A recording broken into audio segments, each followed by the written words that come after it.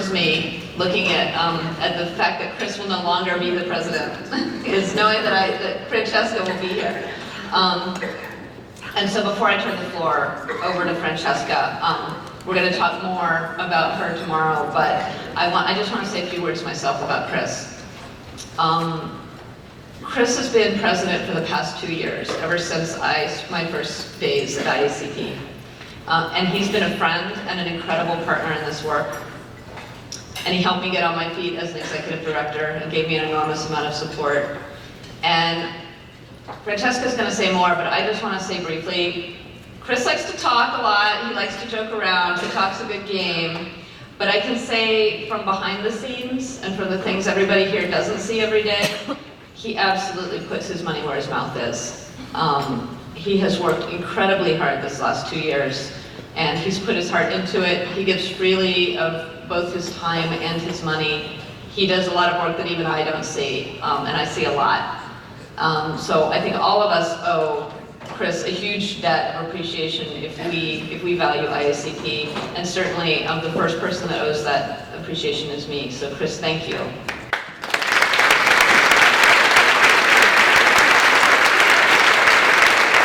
Don't stand up yet, you'll get another chance.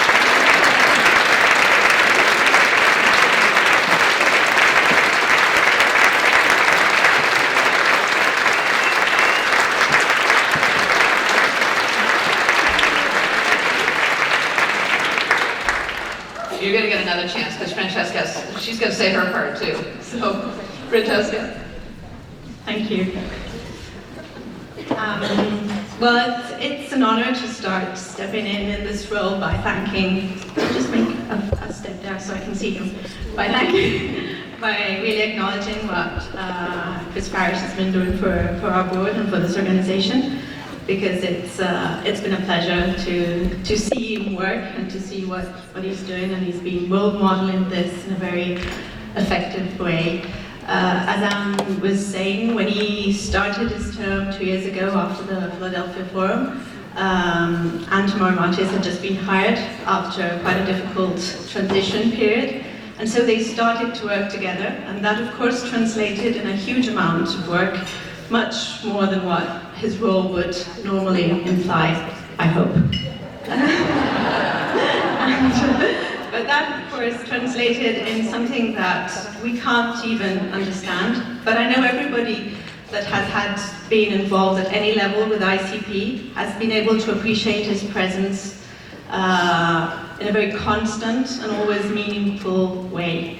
That has meant hundreds of committee meetings, thousands and tons of emails, hundreds and thousands of Zoom calls with the board, with the staff, with past presidents, with global partners, with members that were just looking to seek for help and advice, or maybe wanted to give feedback and input. And he was always there for everybody, always listening, always in a very welcoming and inclusive way. And yesterday he said he's been only facilitating the work of the board, and I think that's just not fair. Of course you did facilitate a lot of our work, but you did in fact lead us in a very gracious and humble way, but always very effective. If I have to think of the words that match your leadership, I would think of dedication, commitment, inclusion, integrity. You were able to lead us by always listening to what we were saying before speaking your voice, by carrying our many voices with respect and understanding, and then being able to help us transform that voice in one own voice that we all felt as our own. You were able to just invite us and encourage us to work more and better by just looking at what you were doing, really role modeling that in a very beautiful way. And that really helped us to accomplish a lot for this organization, thanks to your leadership. And just to mention something, we were able to come up with a new strategic plan for the next 5 years. We have new bylaws, we have new policies, we have a new program for global connection, global partner program. We have membership numbers that are consolidated and good-looking, and financial numbers that look the same, and we all did that, I think, thanks to what you were doing. We have a new idea of diversity and inclusion, and a lot of seeds that are growing and that will allow this organization to be strong and growing and full of flow and international and all that we really want. Moreover, I think what Chris did was always have everybody's back in this organization. Every single board member felt supported. The staff felt incredibly supported by you. You were able to protect it when it needed, support it, to make it grow and gain the confidence that was needed to do this work. How you did all this, we still wonder. Surely sacrificing, I think, a lot in your personal life and business life as well. And I'm happy to acknowledge that in front of your family and your beautiful son. And what we say, I think this organization really, as Anne was saying, owes a lot to you as a whole. We all owe you a lot individually. I certainly owe a lot for all the support in this transition that I felt this past year, and I still feel will be there this year. So please join us in thanking Chris Farish for everything he's done.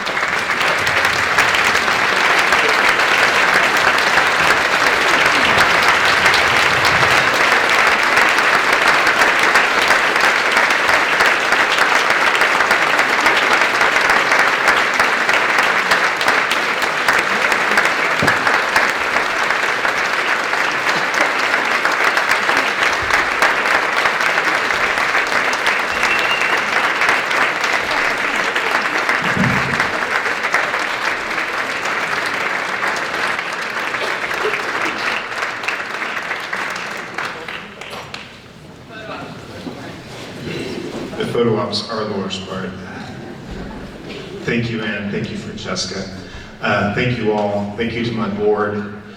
I still maintain that I really was just a facilitator for the board, but I thanked a lot of people last night who make the IACP a strong organization and help us to do what we do. But I left out some folks with intention because I wanted to thank them especially. Francesca's right. Over 2 years, there were a lot of sacrifices that had to be made, both professionally and personally, in order for me to be able to be the president of this organization and to do the things that needed to be done. So I want to thank, first of all, Julie Quaid and Chuck Quaid, my law partners, but for those of you who don't know, they are also my mother and stepfather.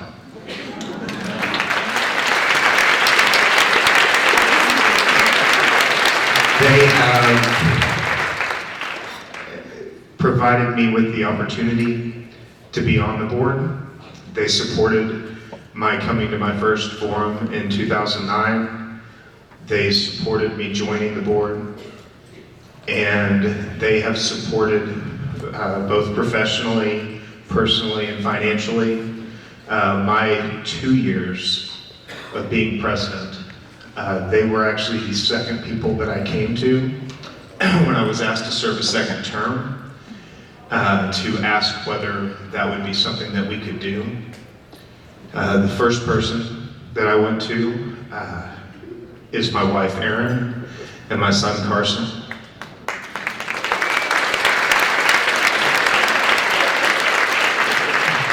Because I had to sacrifice a lot personally, and I had to sacrifice a lot of time with them. And I had to ask their permission for 1 more year, which I felt that the organization needed the stability, and I had to ask their permission to be able to sacrifice for that 1 more year. And I appreciate and cannot thank them enough for allowing me to take on this second year and for making the sacrifice of their time and with me. So thank you both.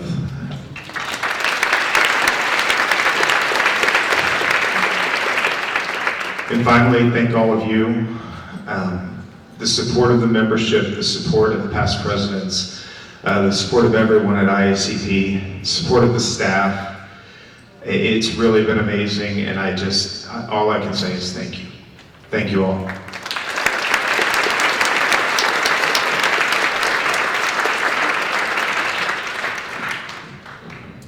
But enough about me. So I trust that everyone enjoyed today's offerings so far, including the yoga session this morning and the carefully curated workshops. We arrived in Chicago with our excitement levels high, and I promise there's much more to come.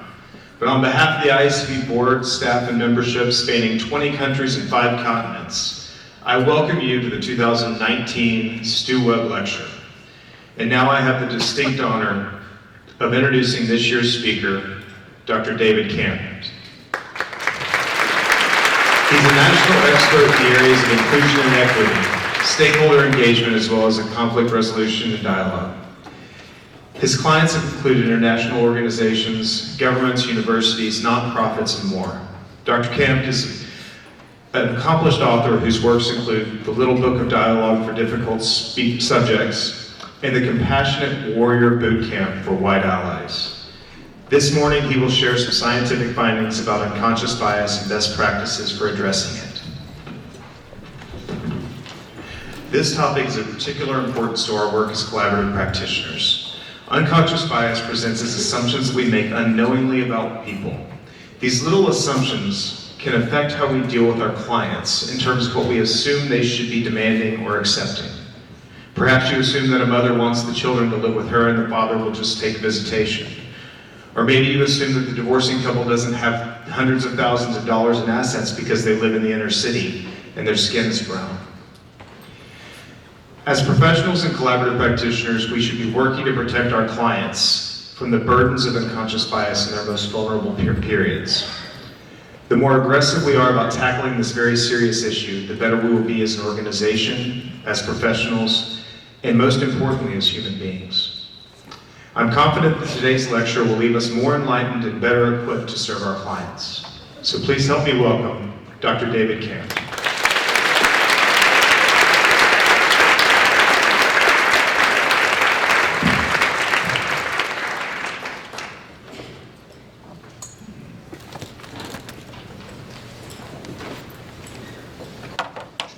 Within a nation that feels like it's falling apart due to a combination of natural forces and purposeful actions taken by foreign enemies and misguided fellow citizens, it's time for the people of compassion to step up and combat the spirit of division that is spreading.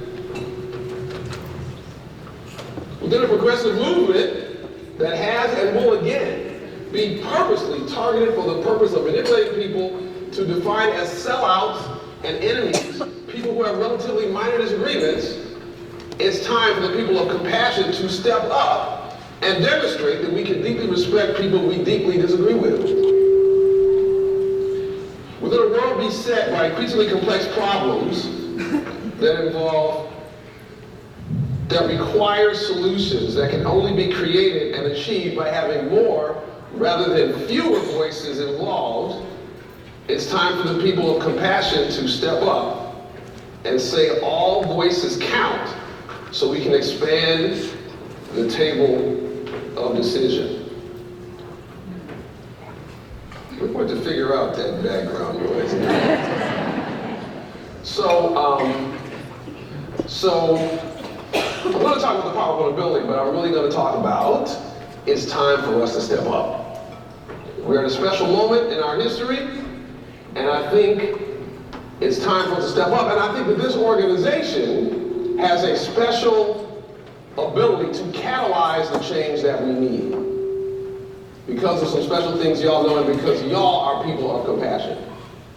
So, who are we talking about today? 90% of Americans think we're too divided. That's not all progressive people. 90% of Americans think we're too divided. And as I mentioned,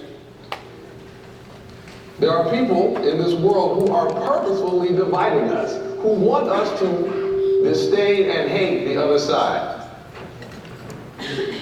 I want to ask AV people, feel free to interrupt me if we can figure out how to deal with that. No problem. So, given that this is happening, and there are natural forces, social media, etc., as well as purposeful actions that are encouraging us to look at other people as other, the question is, what can we do about that? Are there things that we can do in our own personal sphere and in our organizations to address that? I think there are some answers to that question, and it has to do with the power of vulnerability. As I mentioned, we are facing increasingly complex problems. That will only accelerate. It is vital that we make a practice out of including more people at the table of decision rather than less. What are our impediments to doing that? What are our personal impediments? What's in our heads? What's in our organizations? How do we overcome the natural tendency to exclude, only include people we like? Furthermore, I think part of what's happening from an intergroup standpoint is that there's a recognition on all sides that certain hierarchies might be about to be cemented. And I think people on the left feel that, people on the right feel that. And it is time for us to address these historic inequities before they become cemented, before we face problems that make it too difficult to even think about that. It is time for us to expand how we think about who is community, who is in our community, how do we make decisions. And to expand our view of that, we're going to have to step up, and part of that stepping up means becoming more vulnerable in some particular ways that need to be lifted up.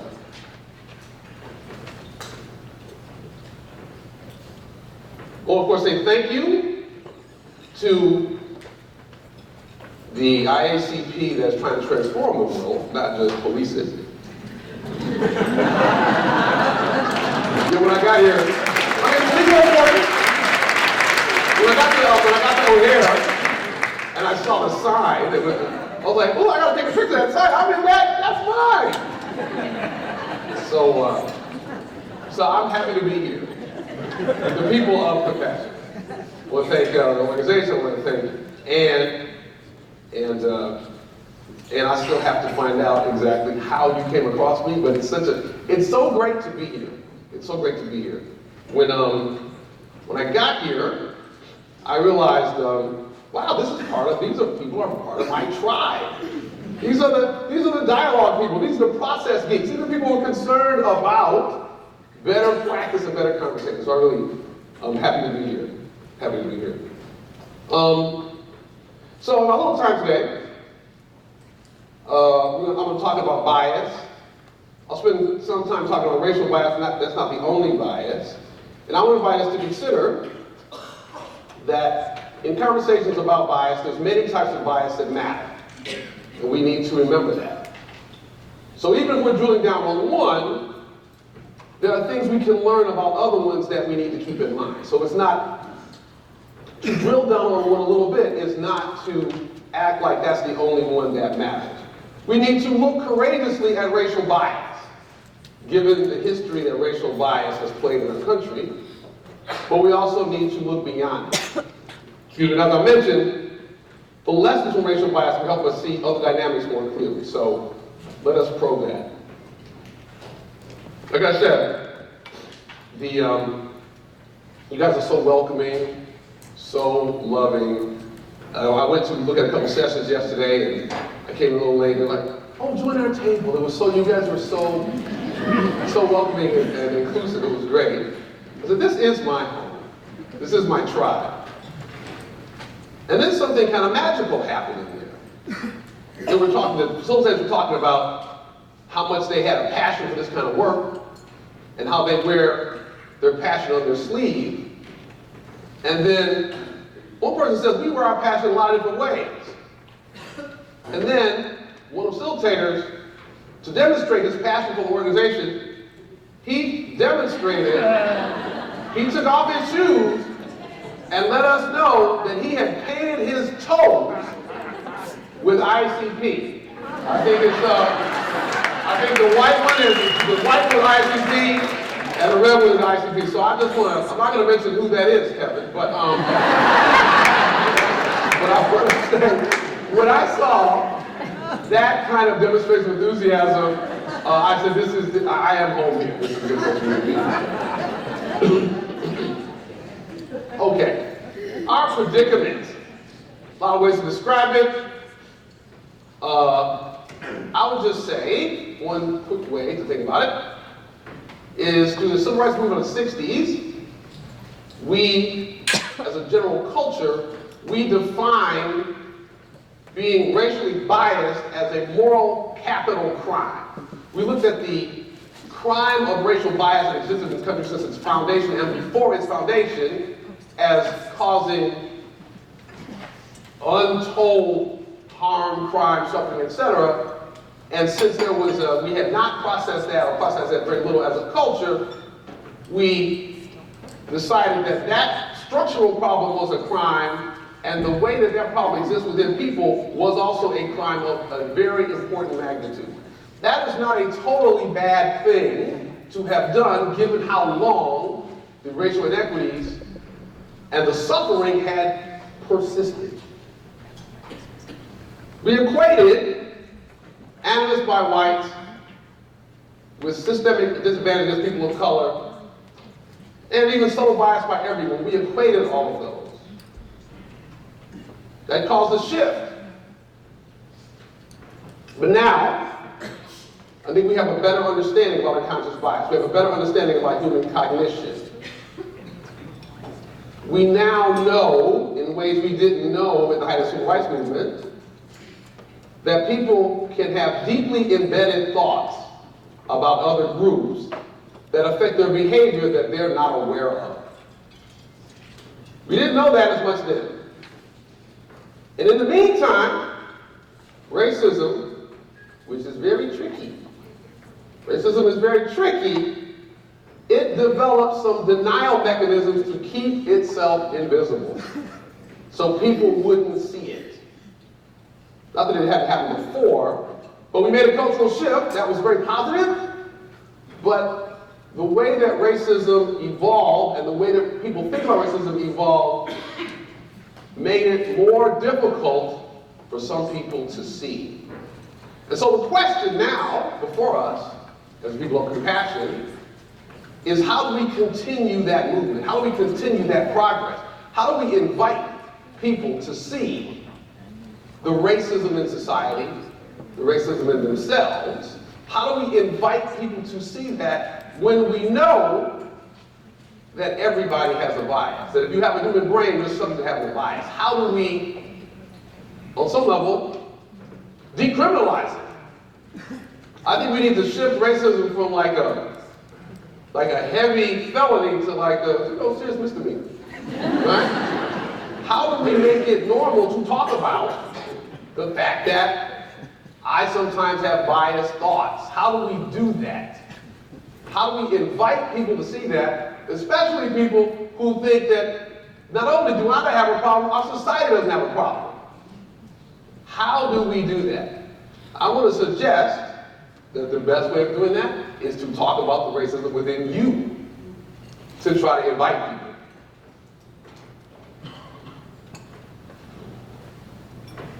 Put in a question, how do we step up as advocates for compassion when people's deficits of compassion is hidden to them? How do we do that?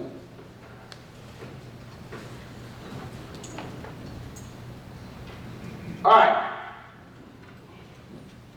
One of the things I love doing is using audience polling devices. So before we get into that content, we're going to find out who's here. So we need at each table, we need somebody, are there any leaders here? We need somebody to have a leader at each table. This leader has a very hard task, and that is to keep track of the rubber band that is around the device. And then make sure everybody else gets a device at the table. The table should have at least, both tables will have 2 extra devices. The batteries sometimes run out, you grab another one. So your job as leader is to get the devices around the table and keep track of that rubber band. You know what I'm asking?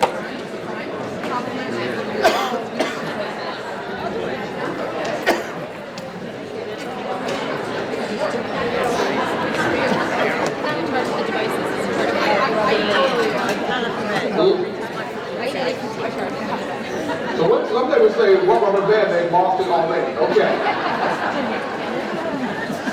You don't have any time together here, but we hope most people have a rubber band. So what we're going to do, various points in our time together today, I'm going to ask you a polling question. You can basically, for almost all questions, there'll be one answer. You just press the number corresponding to your choice. If you make a mistake, just do it again. So even though we are in Chicago, you can vote as often as you want, but only your last vote counts.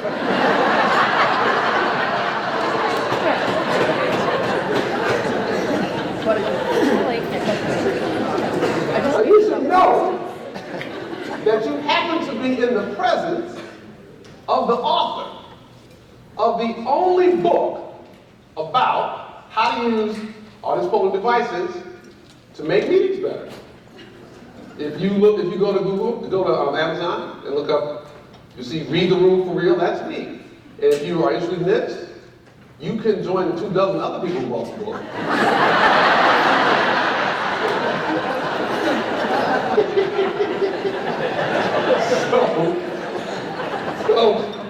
So we're gonna have so this is a good way. I know a lot of trainers out there.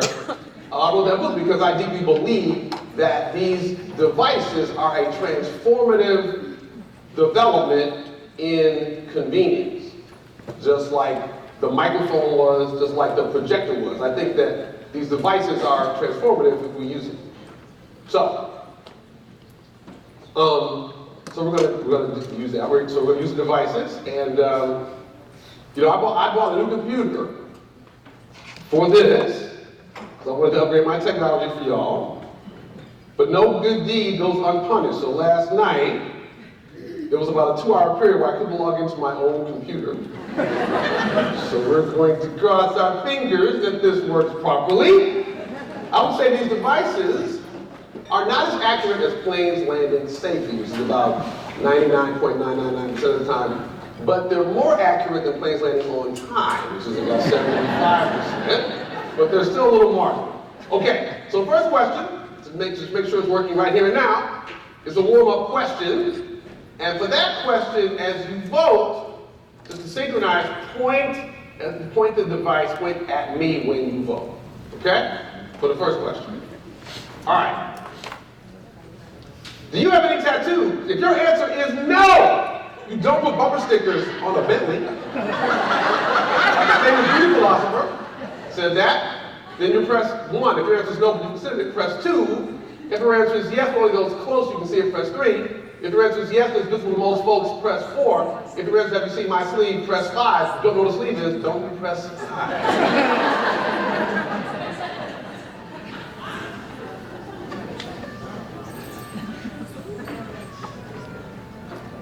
So, we have sound issues in the back. I'm hearing the sound up here. But we can. All right, so let's see what the. Okay, so I'm trying to fix the sound. So almost 2/3 of y'all ain't putting bumper stickers on that Bentley. Very nice. By the way, the famous beauty philosophy you're agreeing with is Kim Kardashian. And you cannot change your vote because you're here to Kim Kardashian. Okay, she's going to fix the. So there's music with the questions. So Kevin, we're going to fix it. So how many people in this room have used audience polling devices for meetings that you have run? Not that many. Yeah, it's amazing to me how unused this technology is. So you fixed it, brother? You think? All right, let's see. All right. How many times did you travel around the sun? Now, if you forgot when your 5th grade started, that means how old are you? Because once a year, a trip around the sun. Is it 35 or fewer? Press 1. 36 to 60, press 2. 61 or better, press 3.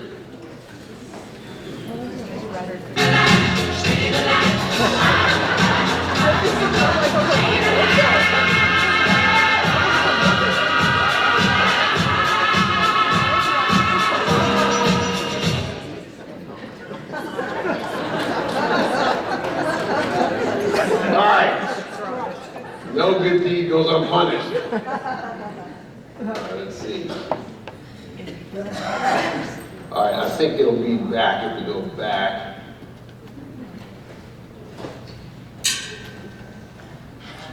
I really don't like Bill Gates. Okay. We'll try to come back to that one later. How many annual meetings IACP have you attended? If this is your first one, press 1, 2 to 5, press 2, 6 to 12, press 3, 13 or more, press 4.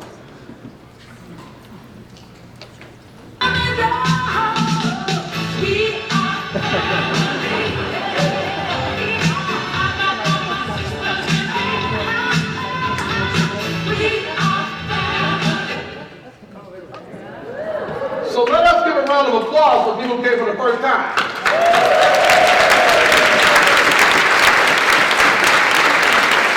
All right. That shows the organization that is growing. That's great. All right. With what gender do you identify? Female, press 1. Male, press 2. Non-gender conforming, non-binary, press 3.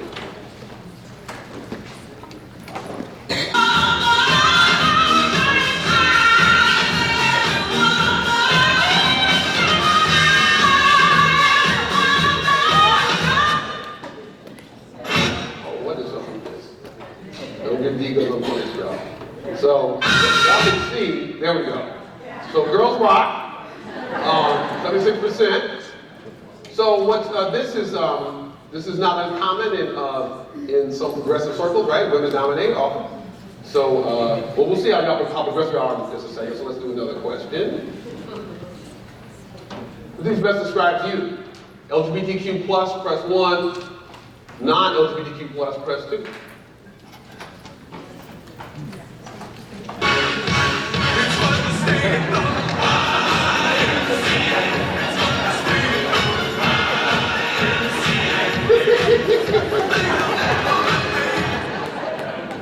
All right, so 10% of us are LGBTQ plus, 90% not that. All right. This is best describes your ethnic identity. 1, person of color. 2, white person.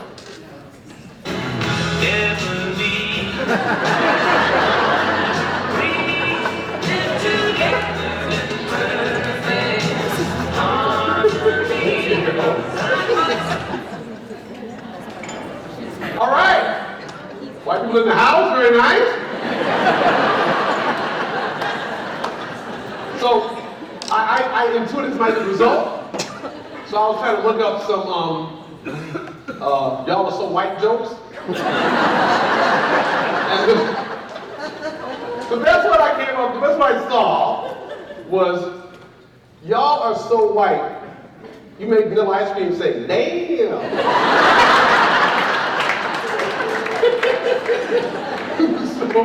So clearly, this is an issue for your organization. I know y'all want to deal with that.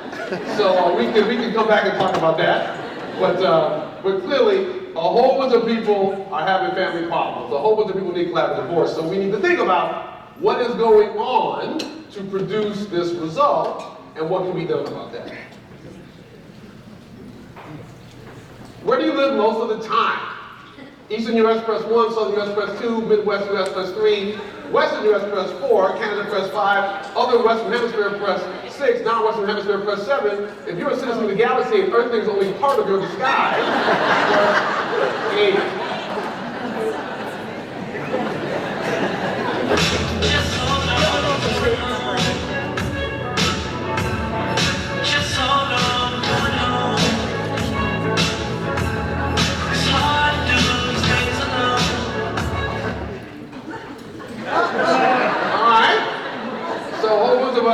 Didn't travel too far to get here, from the Midwest, but a lot of us came from the East Coast.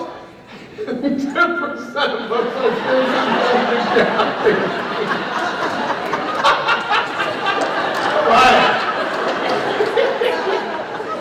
All right. Which is best described as political ideology most of the time? 1, hard left, 2, left, 3, left leaning, 4, right leaning, 5, right, 6, hard right, 7, left on some issues, right on some issues.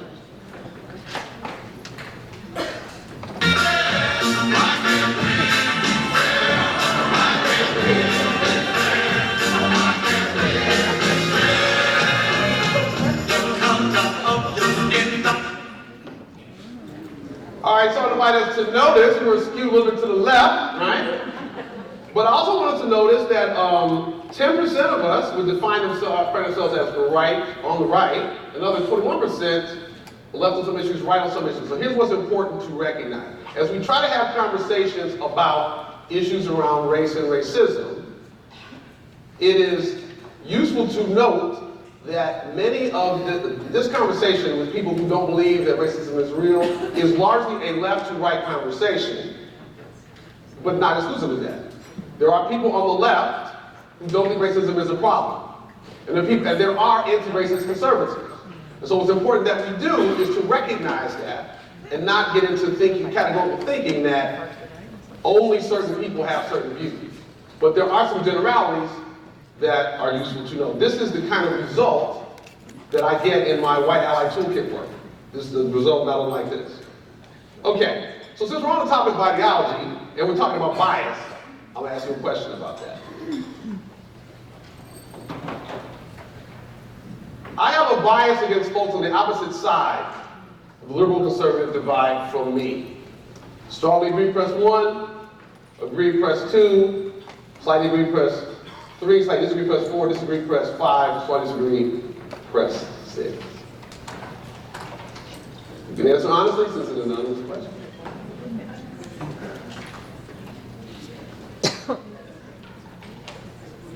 Okay, so peace builders. I want to point out that a whole bunch of us have a bias. And it might be useful for us to start grappling with that and look at how that affects my interactions with people in my circle, how it affects my interactions with clients, how it affects my interactions with other professionals. We might start talking about that since this is a pervasive thing in the field. Okay, next two questions are included because at least one board member wanted this asked. And I think the answers will be interesting to know. Yeah. How many cases do you do per year that reflect, generally speaking, collaborative practice? 3 if you're lucky. If it's 1, 2, or 3 if you're lucky, press 1. 4 to 7, press 2. 8 to 15, press 3. 6 to 30, press 4. More than 30, press 5.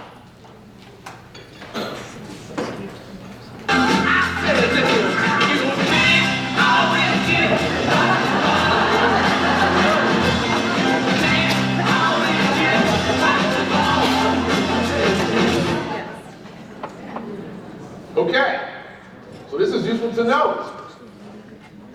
A whole bunch of us are committed enough to this work that we have paid money to come to this conference, and we're not doing as many of these as we might like to do. That's useful to note that that's true.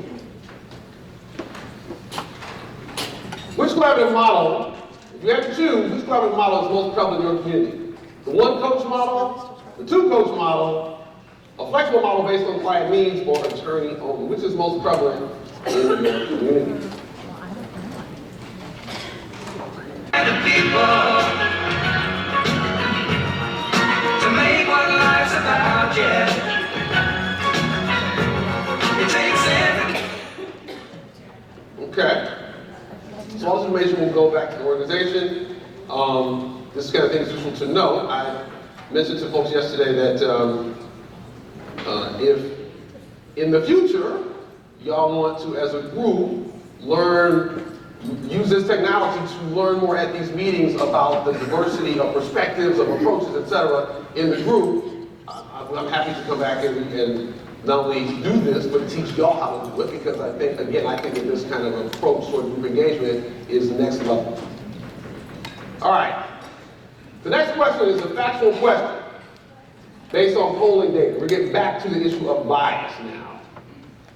Here's the question. What portion of white Americans think that racism against white people is just as important of a national problem as racism against whites?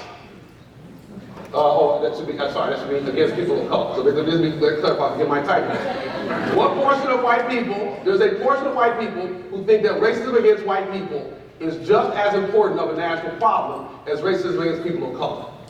Essentially, these people don't think racism is they don't believe it exists. It's like illness or disease or sadness, right? as opposed to thinking of a specific problem. What portion is that? Is it, if you think 15% press 1, 25% press 2, 35% press 3, about 75% press 7? Well, I think you're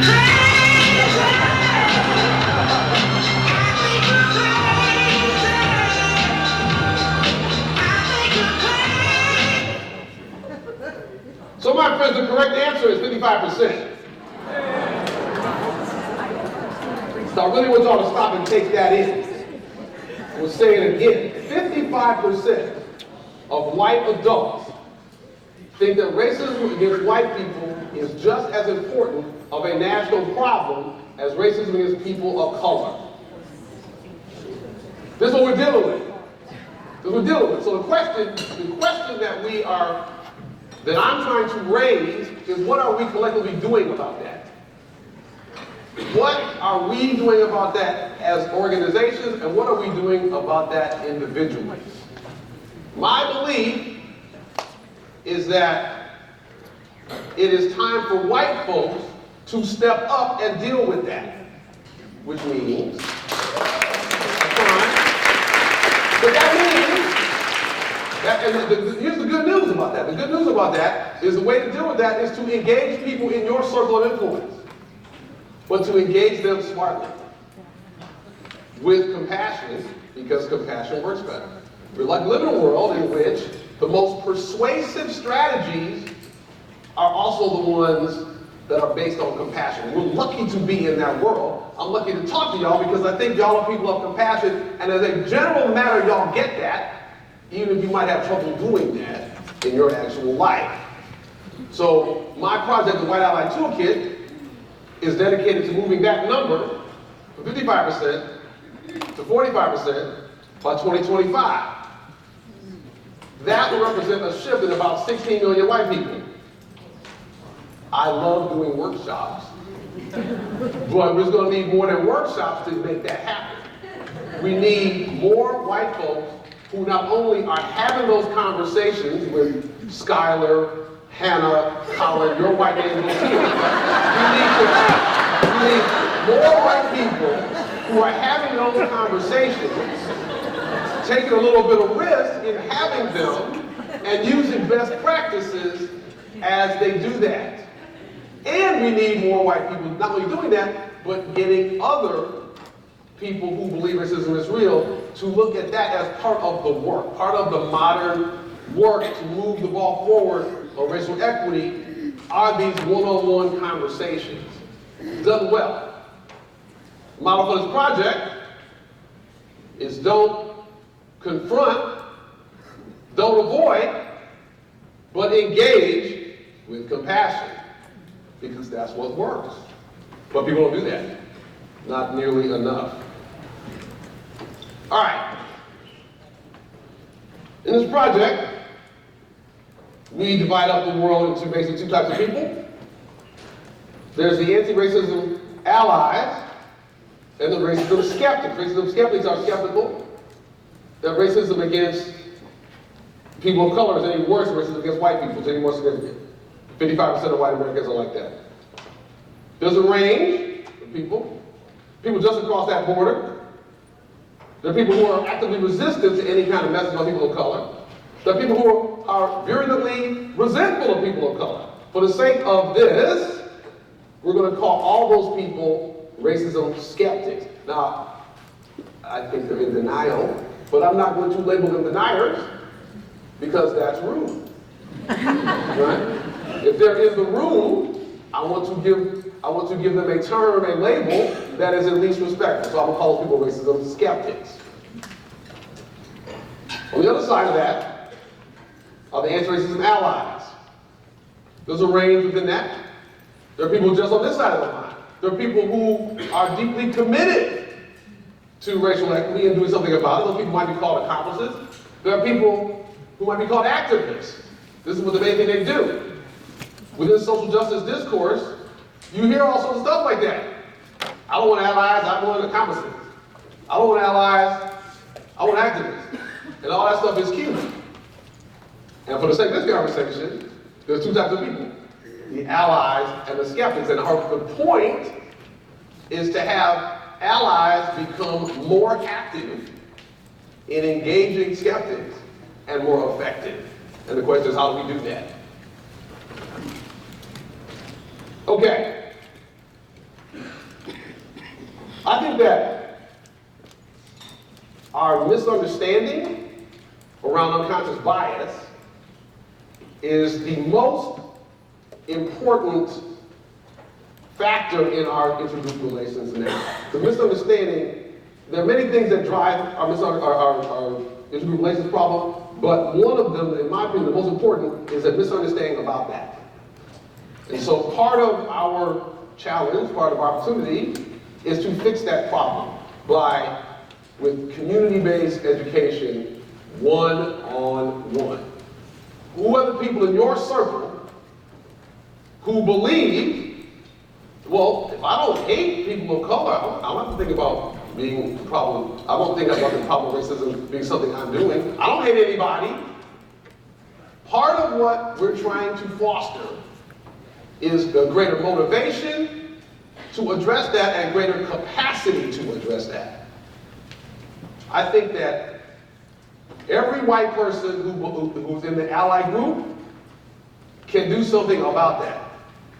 It would be fantastic if they read Ta-Nehisi Coates, Jelani Cobb, Ibram Kendi. Please educate yourself, but that is not required.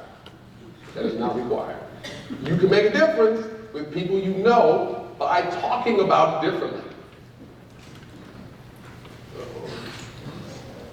Okay. We want to become more fluent in talking about it. And I will talk about the most important way to become more fluent is to talk about how it shows up within you now and then. Knowledge is great. I'll share some knowledge about it. It's fun information to circulate. But what's important is we become fluent, and the most important part of that fluency is talking about how it shows up within you. Okay. Now, right now, I'm going to set a little high bar as to if you want to become most effective, most persuasive. But I want to remind you that if you just want to become more effective, the most important thing is just to be able to talk about how it shows up within you. But if you want the extra credit, then you want to be able to discuss examples of priming studies. I'm going to share some with y'all. They're kind of interesting. You want to talk about priming studies that are related to unconscious bias. There's a lot of data out there. I'm going to share some with you. By a show of hands, how many people in here have taken the implicit association test? Oh, wow, look at y'all. Very nice, very nice. Okay. It's important for those who don't know. It's a test online. I'll have a slide on it later. It's a slide that uses you're on a computer and you react to stuff you see, and as I'll explain a little bit later, it gives you a sense of associations you make in your brain. And there's race ones, and there's gender ones, and there's age ones, it's all over. It's all over. As your colleagues clearly know, it's a valuable reflective tool. So those who haven't taken it, I would encourage you to take it. As I said, the most important way to be persuasive on unconscious bias and persuasive about the fact that racism is still a problem is to be able to talk about how it shows up within you. Now and then. Now and then. Okay. Here's how the sequence might go. If you're trying to persuade somebody, you're trying to talk to him over a period of time. It might be important to say that you learned some information that taught you our brains can be primed in ways that we're not aware of. This makes it, doing this early, takes the sting out of it a certain way. It sets a platform for what you're going to talk about later. Another thing that can be helpful is to convey that you know that the ways that people treat each other are affected by societal conditioning, so much so that sometimes people are biased against their own group. So again, the point is to take it, get it out of the animus sphere. Get it out of the moral crime sphere. Or sphere, rather. People can mistreat their own groups. After that, perhaps you convey, you realize that sometimes, like all people, your thoughts may have been affected by people's identity in ways you're not proud of. That's happened to me. Let me tell you a story about that. Did it ever happen to you? But you gotta have that story. You gotta become comfortable telling that story. And of course, knowing that having this kind of bias is not about a moral failure, it's important that to convey, it makes you look anew at people who claim to be victims of bias, as well as people who claim to be innocent of bias. All right, I'll tell y'all a couple of findings from social science. Part of the reason I love them is because the scientists are really sneaky. Like subterfuge involves social psychology experiments. So they tell you they're testing this, but they're really testing that, right? And there's some part of my devious heart really likes that. So, in one famous study, people come to the test site, and excuse me, they read a paragraph, they answer some questions, they go down the hall, they do a physical task. That's the end of the experiment. Now, in the control condition, the paragraph has standard words: chair, table, ledge, window, door, etc. In the experimental condition, the paragraph has words like bingo, wrinkles, gray, weather, connoting what? Age, right? And what the scientists are testing is whether or not people walk down the hall more slowly if they read the age connoting paragraph. The answer is that they do. So you're looking at hundreds of undergrads, young healthy undergrads, and reading a paragraph that has age connoting words in it, old or elderly, not in the paragraph, affects people in ways that can be measured and they wouldn't predict. They would deny if told. That's a very useful thing to bring up if you're trying to have a conversation about the way that things affect you that you're not aware of. Let me tell y'all about another one.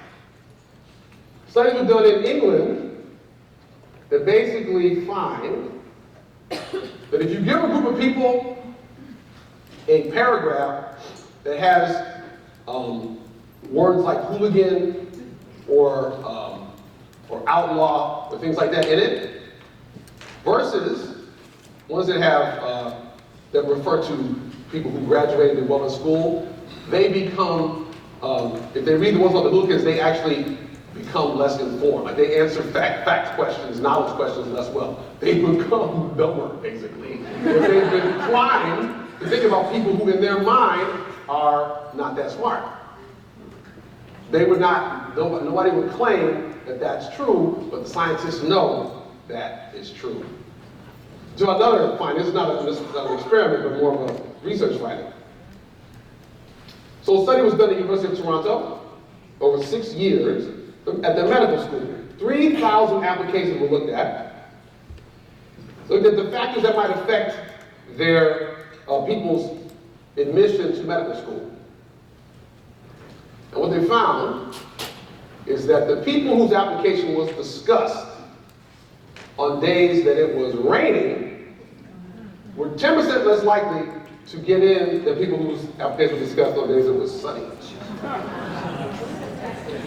So, I mean, we're talking about like the heads of medical schools and these fancy doctors and all these people. They would not think they're affected by something as tangential to the task as the weather, right? But we're all just human beings affected by what we're affected by, and that kind of thing happens. So again, part of the point is to just become familiar with a couple of studies maybe that basically bring up this issue of maybe we're affected by things we're not aware of. and you're setting a person up to try to talk about how racial or other kind of group categorizations can affect us too. Let me give you one related to gender. So, one study was done of people who run science labs, the kind of labs that they have like, 3 to 20 assistants under the principal investigator. And they sent these 1,200 scientists one resume and asked the folks to assess what's the competence level on a scale of 1 to 5, and what should be the salary of this person if they were to be hired. There were 2 different resumes sent, each person got one. They varied by one word. Jennifer Smith or John Smith. Same resume.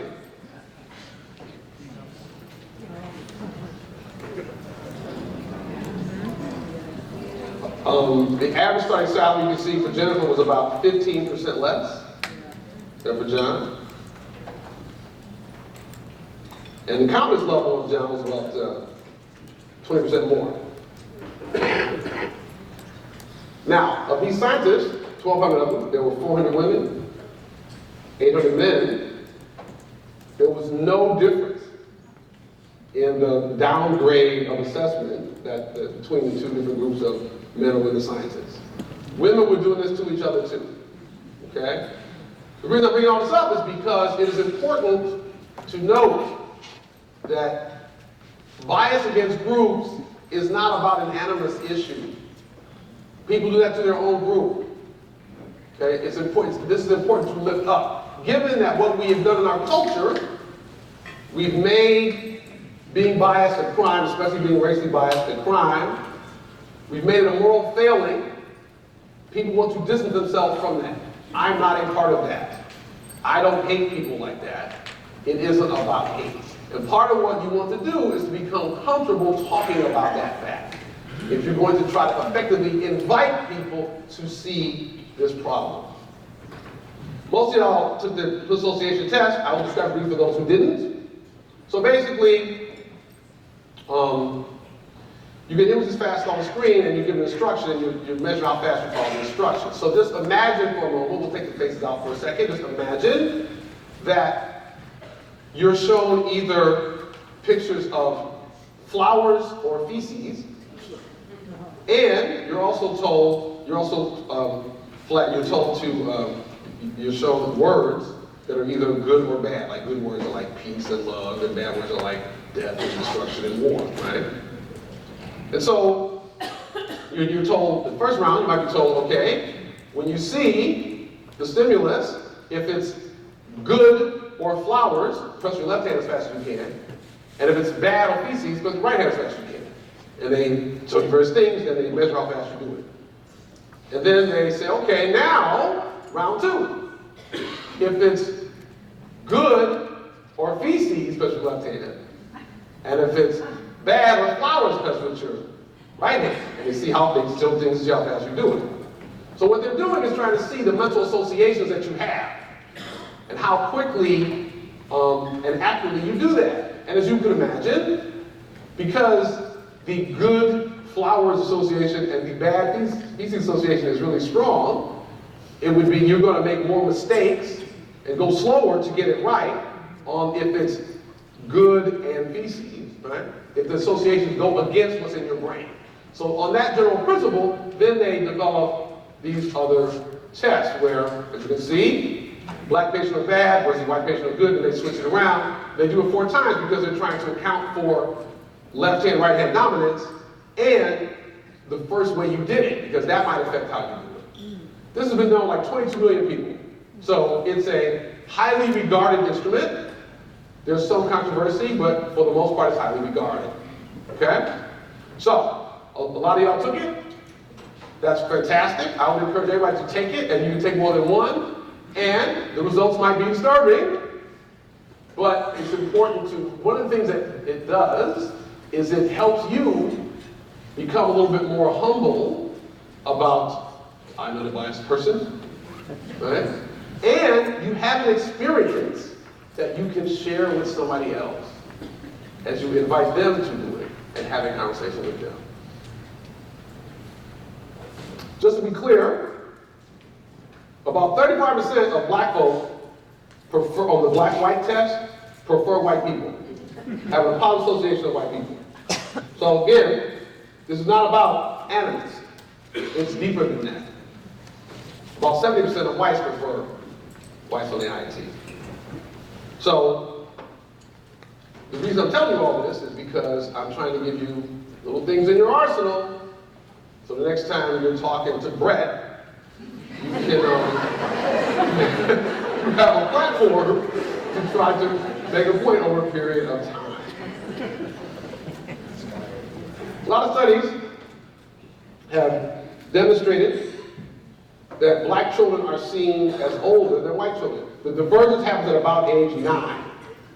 And by age 15, black children are seen as about 4 years older than white children. So you can imagine how this might affect everyday interactions.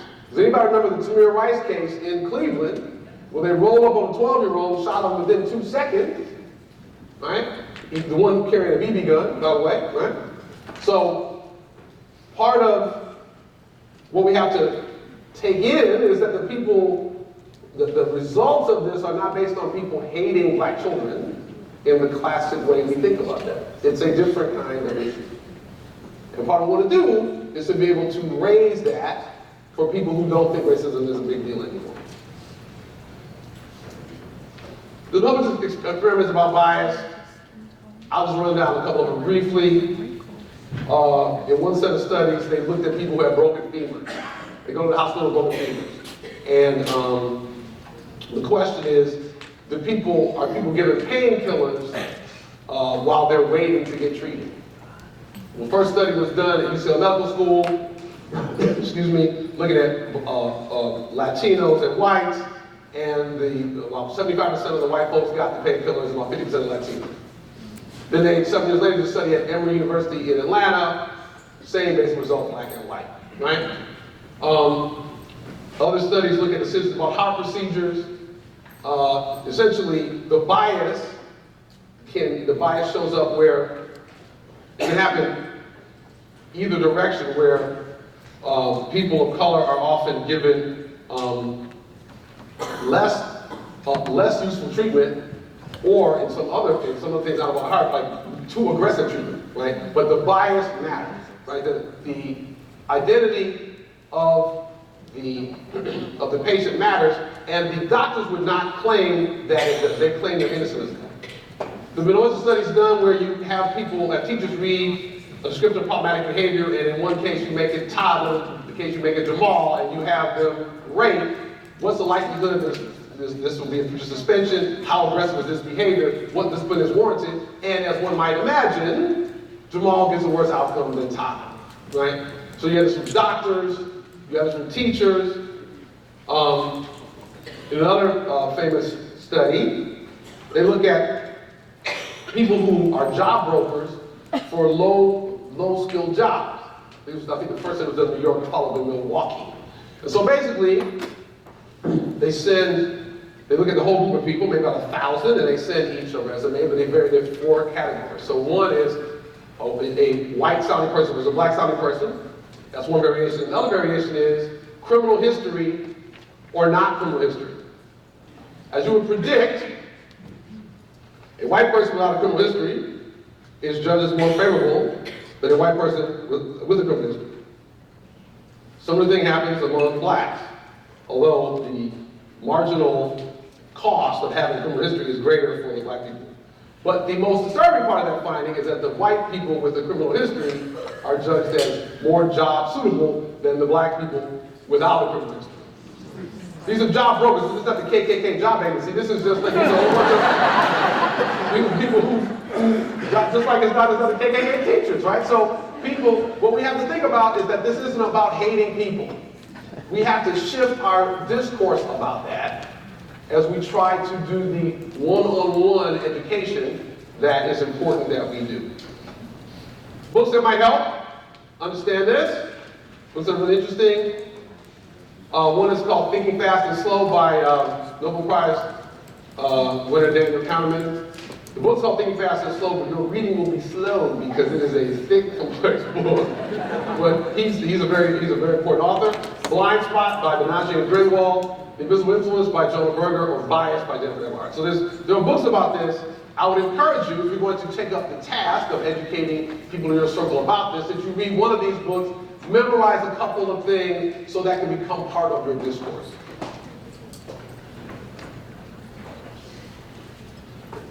Best practices for debiasing.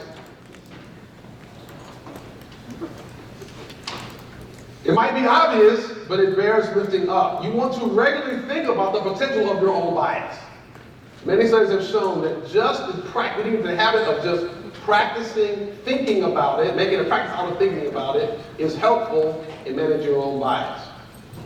The reframing bit is important. I've been trying to tell you that for about the last half hour. It's important to look at bias as something that every neuron with a brain is subject to. Here we get to y'all. You want to normalize talking about bias within your team. You want to make that a part of what happens on a regular basis. To make it normal to talk about the ways our perceptions might be affecting our behavior in ways that in the moment we're not aware of. What you want to do is to move toward having a team in which we can call each other in about that. I think when that happens, you might have been operating on a bias there. But you want to make it a normal part of your team interaction.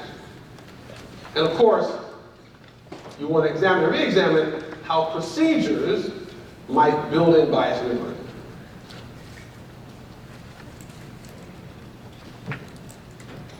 So, let's just say from a institutional change standpoint, one of the things I was asking people here about was, where are y'all as an organization on this issue?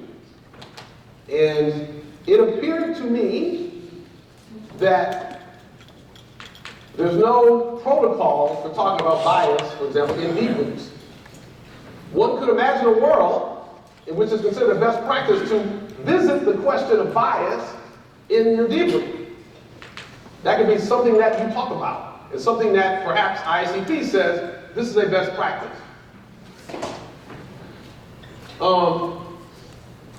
I looked at the Standards and Ethics Manual, did a quick look, because I was busy managing my computer problems, but I tried to look and see if the issue of looking at bias is a part of this. I didn't find it, maybe it's in here, but I would just commend that we all think about, is there a way, what are ways in which we might institutionalize the nudges toward talking about this, toward normalizing it? Can we think about something that stands in practice? Can we think about having a discussion of bias a part of the core training for this work, so that people become used to talking about it as they are learning to do the work?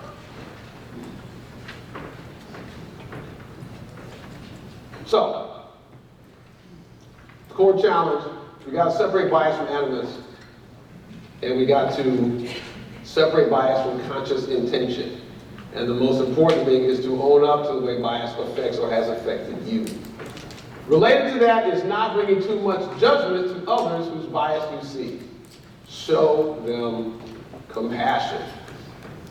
I want to add, at a big picture level, part of what I think is going on in society is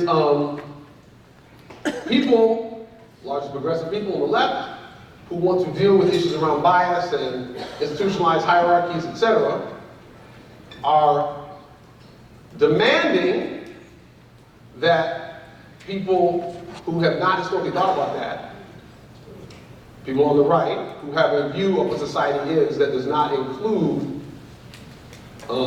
this new thinking of the last 50 years, 60 years, that marginalized groups need to be considered seriously, we're trying to demand that they shift. We're trying to demand that the cisgender, hetero white male look at his own positionality in the conversation. But we don't acknowledge that that's a headache. It's a headache. but it's important. So part of what I think we have to do is to be more honest about the complexities of diversity. We want to invite people to it, maybe we want to demand it, but I think that we shouldn't be shocked that people are resistant, because it is a more complex world that we're inviting people to. And I think it is useful to be compassionate about that. It is useful maybe to talk about how, when you don't like it. One of the things that I encourage people to do is to start surfacing when their own resistance to diversity comes up. I'll tell you one time it comes up for me. About a third of the time, when I have to press 1 for England, I get a little irritated. Why I gotta press 1 for England? I'm an American, we speak English here. It used to be 2/3 of the time. I've worked on myself, right? So part of the reason I'm saying that is because there might be parts of you that, in little ways, are resistant to diversity. It's useful to surface that, to talk about it. I'll tell you another time. A couple weeks ago, I was in Portland, and I rented a car and I was driving to where I was going. Middle of the dial, Spanish language station. The nice music from Latino music, if I call it that. Second, same thing. Third one, same thing. I was like, where's the country station? Where's the classical station? Where's the rap station? I don't like any of those types of music. but it felt a little disconcerting to me that this type of music, which I actually was liking more, but isn't traditional American music, was what was on the dial. So what I'm lifting up to just say is that if there are parts of you that are a little resistant to diversity, we want you to control that, but we want you to start talking about it. Because from talking about it, you can much better invite other people to look at this part of themselves. Okay. I know we're going to have some questions. We're running a little short on time. But, so I want to say a few more things before we take some questions. One of the biggest problems in racial discourse is the racist, non-racist binary. We have to get out of that. That is not serving us. The notion that there's some people who are racist and other people who are not racist is not helping us. It in fact is counterproductive to our effort to have people see that that problem of racism is in society and it's in them. As long as we buy into the racist, non-racist binary, we make it harder to persuade people that they contribute to the problem. So I want to invite us out of that. I mean, there's a host of other problems. We also become too complacent, and we give people too much room. Once you decide somebody is not a racist, you tend to let them off the hook. Was Bill Clinton, who I worked for, and I think Bill Clinton's awesome, was he a racist for the crime bill that started mass incarceration? Was he a racist for pointing out some obscure rapper named Sister Soldier to make a point to white America that he's not just following the black people? Was that a racist move? Well, I don't think Bill Clinton was a racist, but it might be that we need to shift about talking about racism or racist from people to actions, which might give us a broader palette. You know, we tend to think about, y'all most progressive in here, y'all might remember that Ronald Reagan started his 1980 campaign in Philadelphia, Mississippi, where civil rights workers were killed. That confirms the standard left, the left thing on the left, that he's a racist. What's not known, and y'all, first of all, y'all also remember a couple months ago when the tape came out of him talking to Nixon as a governor and calling those African leaders who came to his office monkeys, right? And his daughter issued a big apology about that, and he's being very embarrassed. And in his defense, she pointed out how when he was in college, I think he's on a football team, and they went to some, there's a football team, they went to some school on a road trip, and they refused to have the black people stay there, and he said, we're not staying here, right? This is Ronald Reagan, I would not have predicted that. He turned down an invitation to be in a country club because it didn't accept Jews. Now, is Ronald Reagan a racist? We can talk about, right, but we can talk about actions, right? Maybe we're better off talking about actions that he did, and actions as racist or non-racist. So my point is that the racist, non-racist binary is not serving us.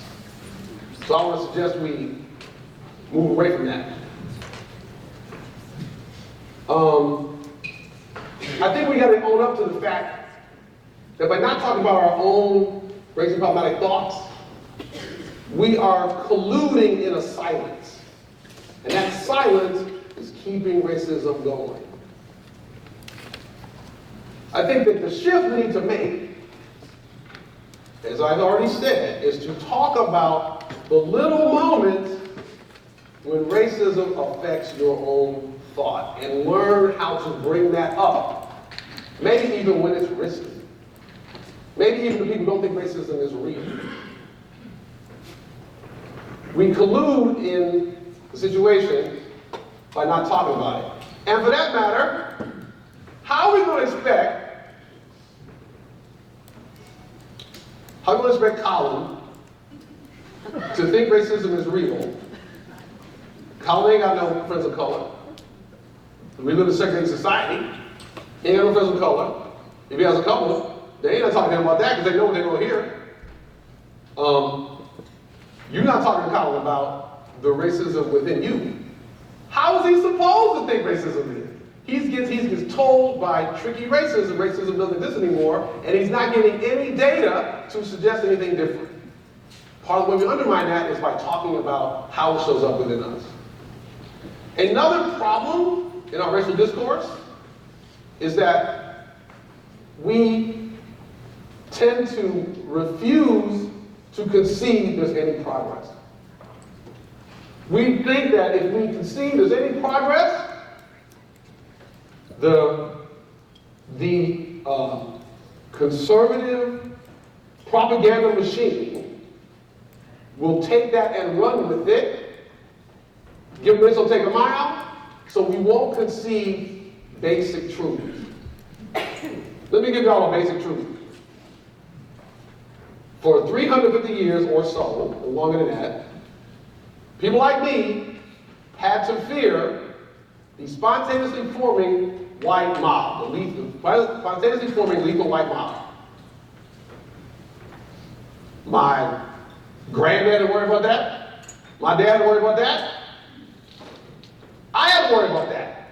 There were 3 lynchings, not with a noose, but with a mob of people who didn't know each other, who caused a black man's death in New York City in the 80s. 3 different times. 82, 86, 89. So, if this was still happening, again I said spontaneously forming. There are hate crimes, people get killed, but the spontaneously forming lethal white mob is no longer running. Yay, thank you white people for making some progress, right? So, but I mean, we can concede this no longer happens.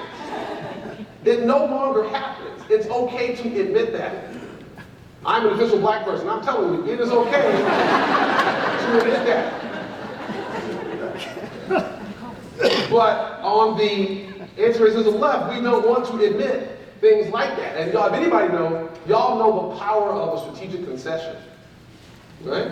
If anybody knows, y'all understand that. By making a concession on something easy, you can potentially move somebody to consider something that is more difficult for them. But by continuing to refuse to concede any progress that's been made, we make it harder to reach people who think it's all about progress. I was, for 2 years I was doing these congressional pilgrimages with John Lewis, and he said the only thing as irritating as white people who think that there's no more progress to be made is black people who think there's no progress that has been made. We got to change the discourse about that. I think we need to develop some more compassion for racists. A whole bunch of people, again, are just white ally work. And you can't believe how many people will say, I just can't talk to my cousin. When he says those things, I have to leave the room. I just can't talk to him. I refuse to engage that.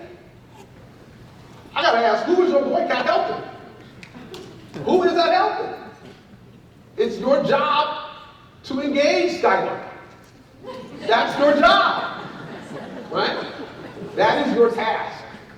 So I just think we need to, if you find yourself unable to engage people in your circle who have racially problematic views, you should look at that as a spiritual work for you. You need to work that through. That's part of your work. I think that's the modern extension of the civil rights movement. The people who were at lunch counters and dealing with all that, well, that has shifted. People not attacking lunch counters, but they're saying stuff at Thanksgiving that's hard to deal with. You got to foster the same discipline, the same focus, and the same engagement, maybe even the same love and the passion that those other people did. That is your work. Part of what we do in this project, What I Like Toolkit, is to teach people how to do that. We have a conversation management strategy called the RACE method, which stands for Reflect, Ask, Connect, Expand. It's a storytelling-based approach. Reflect, get calm and centered. Ask a question about experience. Hear from them. We know that expressing people's empathy, I have a napkin. Expressing empathy to people and listening to them increases their empathy to listen to you. We know that's true. Reflect, ask, connect.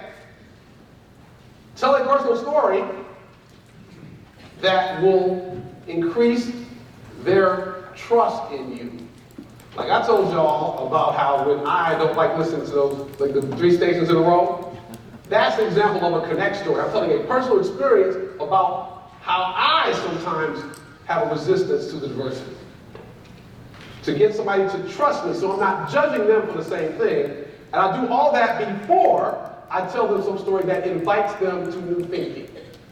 We want to go right to expand. If somebody says something wrong, we want to go right to change their views. That doesn't work. Doesn't work. Okay. Lastly, it's time to take some questions. We are much too critical of other allies. I'll leave it for my wife at that night. So one of the things I find, and I really find it I don't understand it fully, the way that white folks get mad at other white people being racist is amazing to me. Why y'all get so mad? Like it's a problem.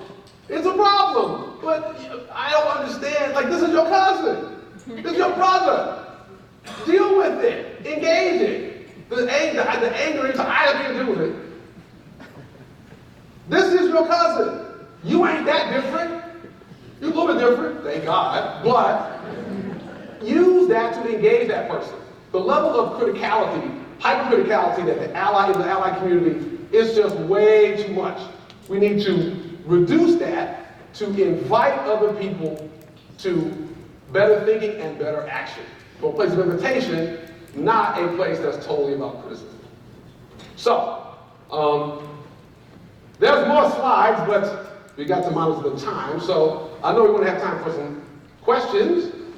And so, are there roaming mics? Are there roaming people? Am I doing it? I can do it.